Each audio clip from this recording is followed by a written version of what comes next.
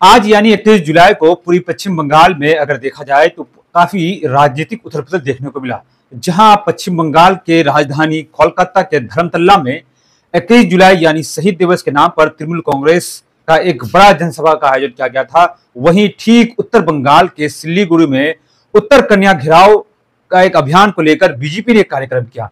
यानी कहा जाए तो एक तरफ जहां बीजेपी जो बंगाल में ओपोजिशन में है वो अपने कार्यक्रम कर रही है, तो दूसरी तरफ तृणमूल कांग्रेस कर रही है। साथ ही साथ इन दोनों राजनीतिक दलों के कार्यक्रमों के साथ साथ सीपीएम के जो लीडर हैं मोहम्मद सलीम, उन्होंने भी अपना बयान दिया है। लेकिन कांग्रेस के लोग भी आज का दिन भुला नहीं पा रहे और कांग्रेस भी पूरे राज्य में अलग अलग तरीके से शहीद दिवस मना रही है।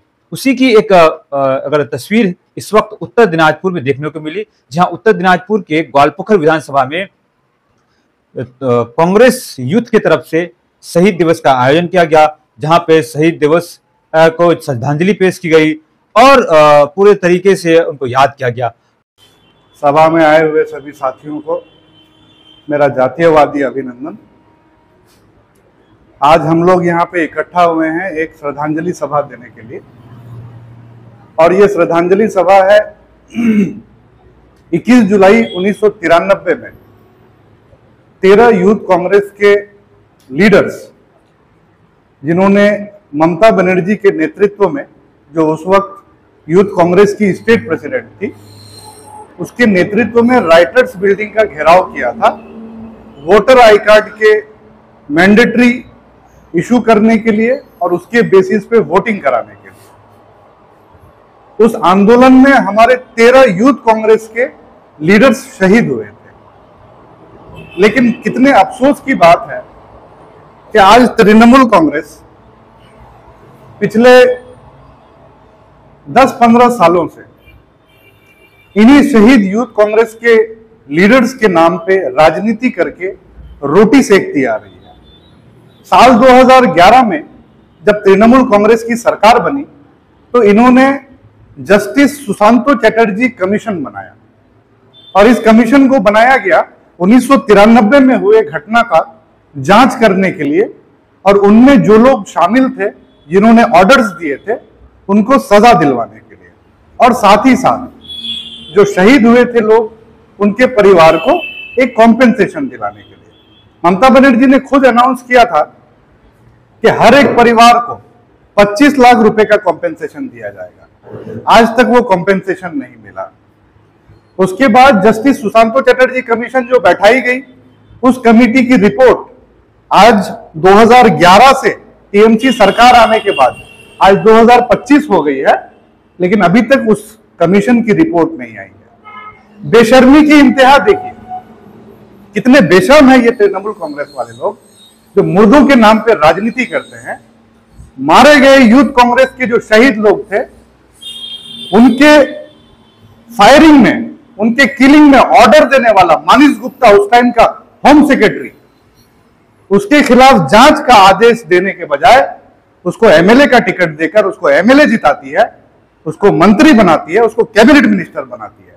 कितने शर्म की बात है। और आज ये लोग पूरे राज्य में स्टेट मशीनरी को यूज करके, स्टेट पुलिस को यूज करके आज धूमधाम से लोग शहीद दिवस मना रहे हैं कोलकाता में। और इनके नेता लोग क्या बोलते हैं कि আমরা खूब आनंदो, আমরা खूब खुशी, एक बोले आनंदर उपलक्ष्य। इसमें आनंद की क्या बात है? अरे यूथ कांग्रेस के लोग मरे थे, यूथ कांग्रेस के लोग शहीद हुए थे, इसमें आनंद की क्या बात है? तो ये बेगैरत लोग हैं, इनको शर्म नहीं आती है। शर्म आनी चाहिए।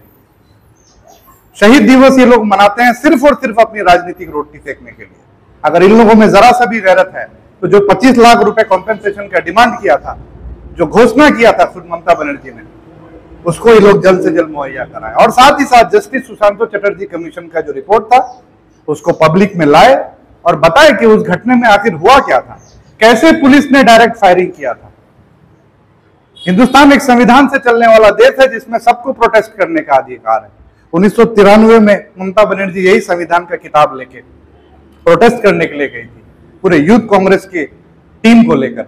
लेकिन अफसोस की बात है कि सत्ता में आने के बाद इनका दोहरा चरित्र सामने आ गया और आज सिर्फ राजनीतिक रोटी सेकने के अलावा ये लोग कुछ नहीं कर रहे हैं। यही सब बात कह के मैं अपनी बात खत्म करता हूं।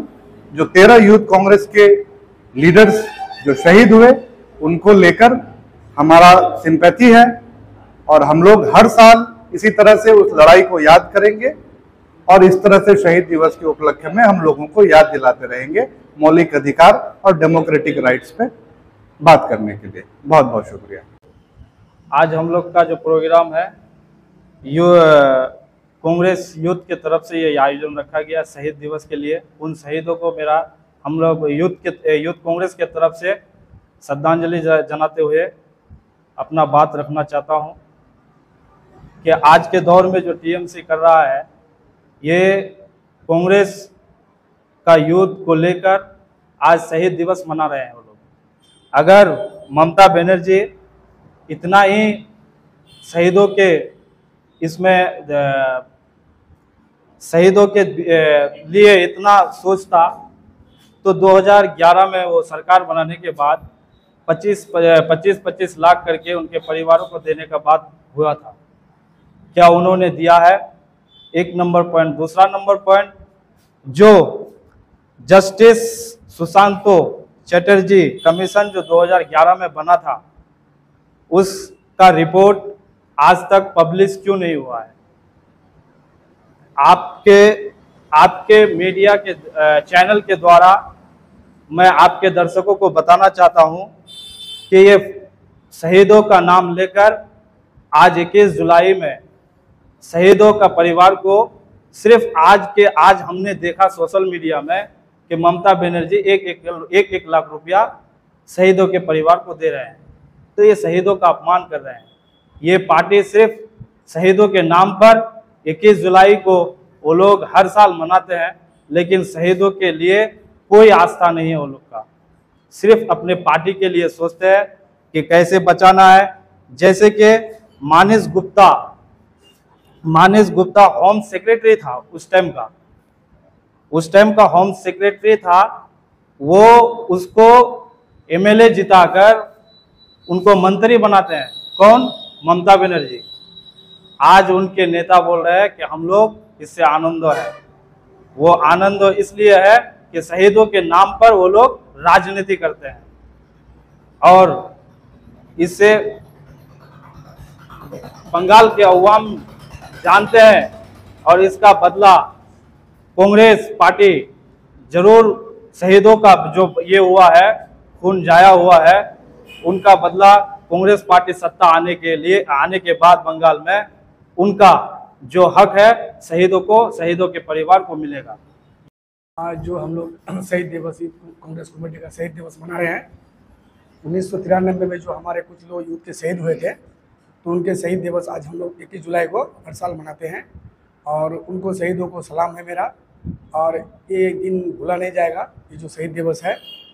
और ये जो कुछ पार्टियाँ जो है रूलिंग पार्टी टीएमसी ये जो राजनीति कर रहा है तो इनकी ये फितरत है कि कोई भी इनको एक बहाना चाहिए, मुद्दा चाहिए, टॉपिक चाहिए। और ये शहीदों के नाम से सिर्फ लोगों को बहला फुसला कर अपना वोट बैंक की राजनीति करती है ममता बनर्जी। और उनको हम ये चीज़ बताना चाहेंगे कि जब आपका पॉलिटिकल करियर है इन चीज़ों से बनी है तो आप जो है अगर शहीदों के लिए कुछ नहीं कर पाते हैं तो उनको यूज़ मत कीजिए। आप उनको यूज़ मत कीजिए और उनके नाम से आप वोट बैंक मत बनाइए, उनके लिए कुछ कीजिए।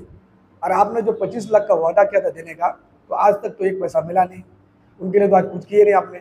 आपकी जो कमेटी बनी थी जो 2011 के बाद कमेटी की जांच तो कभी हुई नहीं। लेकिन एक बात याद रखिए, कांग्रेस पार्टी जब सत्ता में आने के बाद ये सारी जांच होगी